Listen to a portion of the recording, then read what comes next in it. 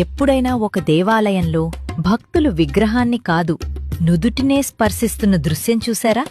శ్రీశైలం సమీపంలోని నల్లమల అటవీ లోతుల్లో నాగార్జునసాగర్ శ్రీశైలం పులుల అభయారణ్యంలో వెలసిన ఇష్టకామేశ్వరి దేవాలయంలో ఇది ఇప్పటికీ కొనసాగుతున్న ఆచారం.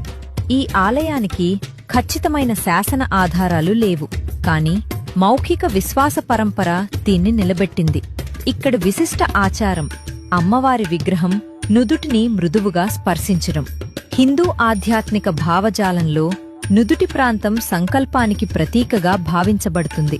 అందుకే భక్తులు తమ కోరికలను మాటల్లో కాదు, సంకల్పంగా సమర్పిస్తారు. ఈ ప్రాంతం చెంచు గిరిజన సంస్కృతితో చారిత్రక అనుబంధం కలిగి ఉంది. ఇది అధికారిక శక్తిపీఠం కాదు, అయితే నల్లమల ప్రాంతంలోని ప్రాచీన ఆధ్యాత్మిక కేంద్రాలలో ఒకటి.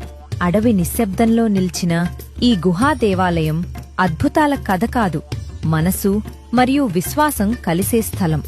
శ్రీశైలం సమీపంలోని ఈ ఇష్టకామేశ్వరి ఆలయం నల్లమల అటవీ మధ్య నిల్చిన ఒక అరుదైన ఆధ్యాత్మిక సాక్ష్యం.